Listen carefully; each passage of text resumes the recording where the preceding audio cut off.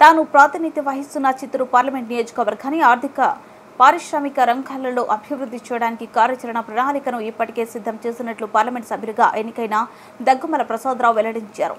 ఈ సందర్భంగా చిత్తూరు ఎంపీ నివాసంలో ఎంపీ దగ్గుమల ప్రసాదరావు మాట్లాడుతూ కేంద్ర ప్రభుత్వంతో చర్చించి ఒక యూనివర్సిటీ ఏర్పాటు చేస్తున్నట్లు తెలిపారు.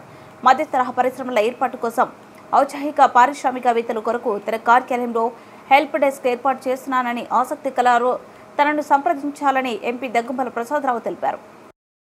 7 నియోజకవర్గాలు మంచి మెజారిటీతో అసెంబ్లీ నియోజకవర్గాలు గెలవడం జరిగింది. దీని అంతటికి మేమేం కారణం అనుకుంటున్నాం అంటే ఇక్కడ మొదటిగా తెలుగుదేశం పార్టీ యొక్క క్యాడర్ చాలా బాగుంది, లీడర్స్ బాగా పనిచేశారు. చంద్రబాబు నాయుడు గారి మీద ఉన్న నమ్మకం, చంద్రబాబు నాయుడు గారి పరిపాలన దక్షత మీద ఉన్న నమ్మకం, ఆయన ఈ రాష్ట్రాన్ని పైకి తీసుకెళ్ళిన నమ్మకం కూడా అన్నీ కలిసి ఈరోజు విజయాన్ని అనుకున్నారు అందరూ. రాష్ట్రం మొత్తం కూడా విజయం ఉంది. దానిలో చిత్తూరు స్పెషల్, ఎందుకంటే రాయలసీమలో మనం పక్కనే చూసాం, రాజంపేట వెళ్ళిపోయింది వైసీపీకి, కడప వెళ్ళిపోయింది, తిరుపతి కూడా ఎంపీ వెళ్ళిపోయింది. కానీ ఆ ప్రభావం ఇక్కడ చిత్తూరు మీద ఏమాత్రం పడకుండా మేము ముందుకు తీసుకెళ్ళాం. 7 నియోజకవర్గాలు గెలిచాం. మేము కూడా ఎంపీ కూడా మంచి మెజారిటీతో గెలవడం జరిగింది. సో దీని అంతటికి మరి ఒకసారి కృతజ్ఞత చెప్తున్నాను అందరికీ, పార్లమెంటు నియోజకవర్గ ప్రజలకి, పాత్రికేయులకు కూడా కృతజ్ఞత చెప్తున్నాను. ఎందుకంటే వాళ్ళు మేము మాట్లాడినవన్నీ చాలా చక్కగా ప్రజల్లోకి తీసుకెళ్లారు. ఒక డిజిటల్ అని కాదు, ప్రింట్ అని కాదు, అన్ని మీడియాలు, ఈవెన్ సోషల్ మీడియా వాళ్ళు కూడా బ్రహ్మాండంగా చేశారు. వాళ్ళందరికీ మరి ఒకసారి నేను కృతజ్ఞత చెప్తాను. ఈ సందర్భంగా మీకు తెలియజేయడం ఏంటంటే మేము ఇచ్చిన హామీలు మేజర్గా విద్యకు సంబంధించి university, graduation colleges, medical colleges చెప్పాం. అలాగే పరిశ్రమలకు సంబంధించి ఎంఎస్ఎంఏ తెచ్చుకుందామని చెప్పాం. వ్యవసాయానికి సంబంధించి ఎక్కడెక్కడైతే కోల్డ్ స్టోరేజ్లు అవసరం, లేకపోతే ఎక్కడైతే మ్యాంగో బోర్డు అవసరం అని మేము చెప్పాం. అలాగే టెక్స్టైల్ వాళ్ళకి సంబంధించి వీలైనంత వరకు చిన్న టెక్స్టైల్ పార్క్ పెట్టుకుందామని చెప్పాం. వీటన్నిటికీ మేము ఇంకా నిలబడి ఉన్నాం. గెలిచిన వెంటనే అవన్నీ మాకు గుర్తొచ్చినాయి ఏమేమి చేయాలని.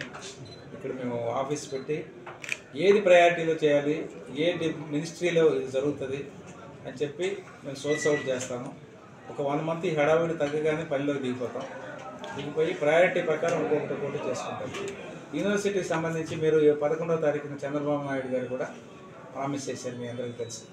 యూనివర్సిటీ మీ గురించి అట్లా చెప్పగానే ఒక 7 నిమిషాలు మాట్లాడారు. ఎందుకు ఈ చిత్తూరుకి మనకి యూనివర్సిటీస్ అవసరం అంటే, అంతకుముందు కంబైన్డ్ డిస్ట్రిక్ట్లో ఉన్న యూనివర్సిటీలన్నీ తిరుపతికి వెళ్ళిపోయింది. మన డిస్ట్రిక్ట్స్ని అనాథగా చేసి అన్నీ తీసుకొని పోయారు. ఇండస్ట్రీస్ కూడా అటే వెళ్ళిపోయింది. మేజర్ ఇండస్ట్రీస్ అన్న రేణిగుంట అటు వెళ్ళిపోయింది, మనకు రాలేదు. సో కాబట్టి అవన్నీ నేను చూస్తానని చెప్పి చంద్రబాబు నాయుడు గారు కూడా మనకు ప్రామిస్ చేశారు. సో దాన్ని కూడా సార్కి గుర్తు చేసి మనం అన్నీ ఇంప్లిమెంట్ చేయడానికి సాధ్యమైనంత అన్నింటినీ ఆచరణలోకి తేయడానికి ప్రయత్నం చేస్తాం. షుగర్ నుంచి సమస్యలు ఉన్నాయండి. కోఆపరేటివ్ షుగర్ మిల్సా, ప్రైవేట్ షుగర్ మిల్సా? కోఆపరేటివ్ షుగర్ మిల్స్ ఏమో ప్రాబ్లమ్స్ ఉన్నాయి. ప్రైవేట్ మిల్స్ బ్రహ్మాండంగా నడుస్తుంది, మీరు చూస్తున్నారు. ఇంకా మనం పంట పండించి వాడికి సప్లై చేస్తాం. డైరీ కూడా కోఆపరేటివ్ సెక్టర్ కొంచెం తగ్గింది, కానీ మిగతా అన్నీ బాగానే ఉన్నాయి. ఈ డిస్ట్రిక్ట్లో ఒక డైరీ కాదు, అన్ని డైరీలు. అది ఇంకా ఎక్స్పాండ్ చేయొచ్చు, ఇంకా స్కోప్ ఉంది ఇక్కడ. మనకు ఏదైతే బాగుంటుందో దాన్ని, ఏ బావిలో నీళ్ళు ఉన్నాయో అవి తోడుకోవాలనుకుంటాం. ఇంకా సోర్స్ ఉంది ఇక్కడ. కాబట్టి రైతులందరికీ ఇంకా ఎంత డెవలప్ చేయగలం, ఇండియాలోనే డైరీకి ఇంకా స్కోప్ ఉంది.